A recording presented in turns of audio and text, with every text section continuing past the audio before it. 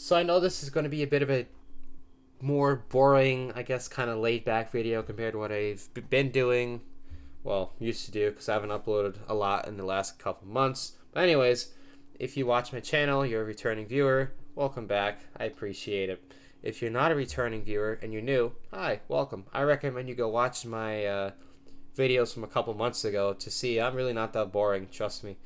I just wanted to do this video to go over the PS5 Pro and why I think it's a waste of money and you shouldn't buy it.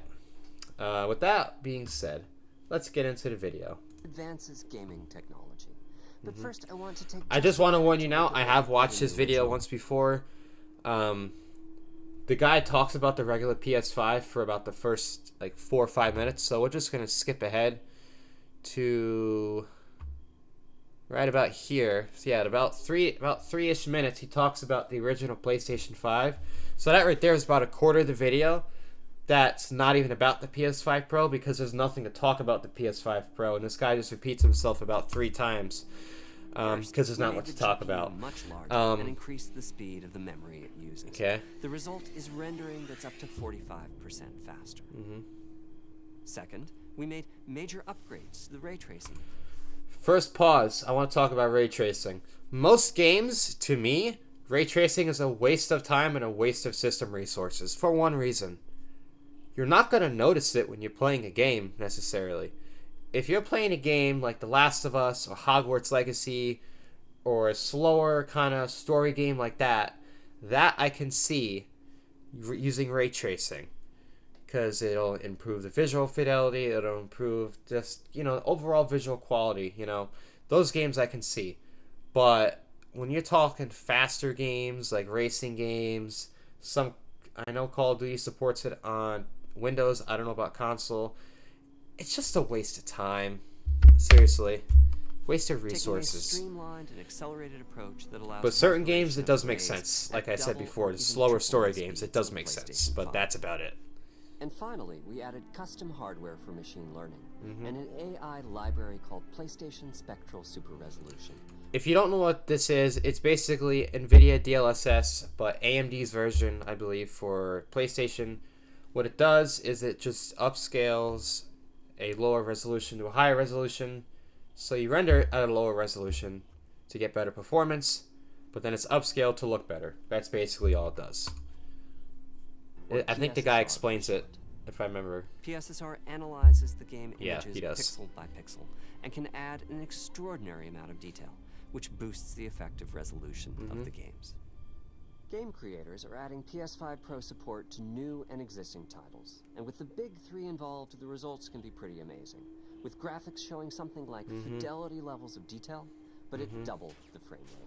Here's The Last of Us Part 2 running on This PS5 is about the only Pro. good feature I'd say. It has huge amounts of detail Is, and targets a super smooth. Good on the PS5 Pro is running quality levels graphics, but at performance level frame rate. So that's about the only that's the only good thing here. Let's compare that video looks like fidelity ass. I don't know if you saw the PS5, compression on the which top is only right. running at 30 frames per second and is therefore much choppier. Yeah. That's about the only improvement. This goal of delivering almost fidelity-like graphics at performance frame rates has been achieved for a broad set of titles, including Marvel's Spider-Man 2 and Ratchet & Clank Rift Apart. We can see that PS5 Pro is close to doubling the power of PlayStation 5. I think most people who have a PS5 probably know the difference between the 2 frame rates. To look at PS5 Pretty noticeable. Pro versus performance mode on PS5, both of which target 60 frames per second. Okay. What we see here. Okay. I'll give you 10 seconds to spot a difference. Because it's kind of difficult if you're not looking closely. That's close enough for 10 seconds. I'll give you a hint. Look up at this watchtower right here and right here. Look at the windows and look at the signs. Maybe a little bit on the building here. A little farther out you go. Other than that, there's absolutely no difference. PS5 Pro is much sharper and crisper than PS5. Much? I don't know if I'd say much, personally. For this, my favorite is the parade scene from Ratchet & Clank. Distant details are much clearer. Still, I don't know if I'd call that much. much better. It's really not much better. I mean, it's a little bit better, but... And here we can see Marvel's Spider-Man 2 is noticeably higher resolution through... First of all, it's only noticeable if you're just sitting there like the guy is in the video. Second of all, you're not going to be noticing a slight bump in resolution when you're swinging through the game like you're supposed to. You're not going to notice it. Like, this is the shit I'm talking about in the beginning of the video. Most of this stuff is just not worth it. Like, in these faster paced games, it's just not worth the money. It's just not worth it. You're not going to notice little things like this in faster paced games such as Spider-Man. Throughout the scene, including the trees, unless you're sitting still. So overall, some remarkable improvement to the games. On PS5 Pro, we can see increased sharpness. Yep, and here we go. We're repeating ourselves. So you've explained the PS5 Pro for 2 minutes, and you explained the regular PS5 for 3 minutes. And you just show more examples of useless stuff and repeat yourself for the last couple minutes of video. Smoother and more responsive. This is the big 3. The big 3, yeah. As you've been seeing, machine learning via the... Congratulations, the console finally got what the PC has had for like the last... what, like 6 years now? DLSS has been around for a little while now, hasn't it? Yeah. Ray tracing has been around since 2018, hasn't it? Congratulations, you're finally starting to get with the program. PSSR library. Oh shit, and it's not even that impressive. Add pixel detail and boost frame rate. Holy fuck, what a waste of money. Many approaches as there are game engines. The increase in raw GPU oh god, is especially effective for Horizon Forbidden West. Apart from the detail boost, that extra graphics power is allowing for improvements to lighting and visual effects. Yep. Looks good, as well as to the hair and the skin in cinematics. Open up, guys. Dwarf's orders. Good enough for me. Okay. Not bad. Ray tracing is finding broad usage as well, particularly when the games are focused on higher frame rates. The faster hardware in PS5 Pro can make a real difference. Yeah, and this is my favorite example to point out the useless ray tracing for games like this. Reflections between the cars. But this is what I'm talking about. Ray tracing is fine for story games, but games like this, it's faster. In gameplay, you're going down the racetrack at 150 kilometers an hour, which is like what, 100 miles an hour ish, roughly, somewhere around there. You're neck and neck with this other car. You're trying to get the first place. You're trying to beat this other car. Who the fuck is going to be looking at the side of the other car and say, oh, what nice reflections they got? Nobody. Personally, when I play racing games, I don't stare at the side of the other car and say, hey, what nice reflections they have. What nice ray tracing it has. Because I don't give 2 fucks. Because it's pointless. It's just pointless. While continuing to support targeted it's just stupid. Such a waste of money and system resources. Now look at the floor there. This is a good use case for ray tracing. And a greater variety of it's just surfaces, but also for further realism in the casting of shadows. Yeah. I hope you've enjoyed. This is a good game that Hogwarts Legacy is a good game that demonstrates a good use case for ray tracing. Is it $700 worth? Absolutely not.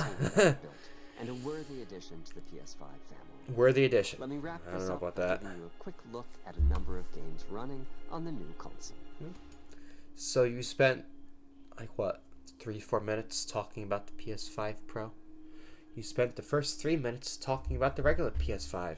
And now you're going to spend the last 2 minutes showing games!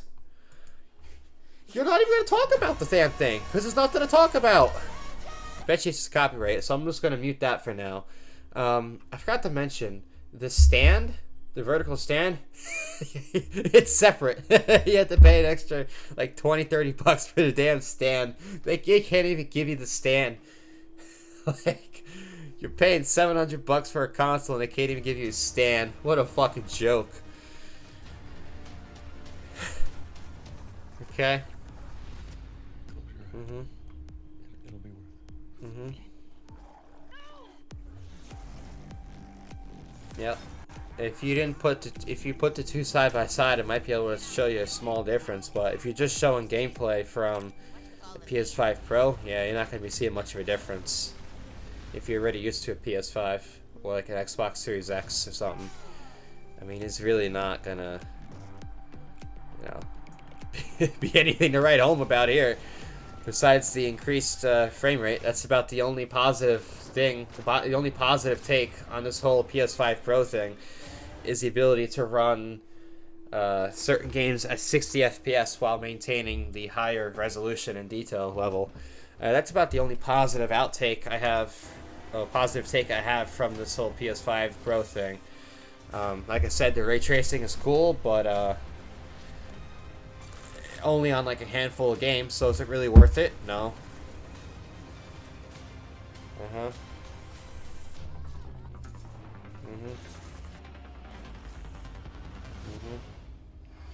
Vertical stance. Vertical stance sold separately. What a fucking joke. What a fucking joke. Seriously, what a joke. If we go over here on my second monitor and we look up PS5 vertical stand, I'm pretty sure it's like $30. Direct from PlayStation, it is $30. So they have the audacity to make you pay $700 for a console that nobody's gonna fucking buy, and then they're not even gonna give you a vertical stand with it. You have to pay another $30. So by the time you're done, all said and done, that'll probably be almost $900 after tax. Oh boy. Alright, well, I hope I didn't bore you too much with this slightly different video, but I just wanted to go over the PS5 Pro and what a waste of money it is and why nobody should buy it. With that being said, I hope to see you in another video. I hope we didn't bore you that long or that bad, but yeah. Without me yapping too much more, I hope you liked it enough to drop a like and a subscribe and a share maybe. So with that being said, that's all I got for you in this video. Hope to see you in the next one.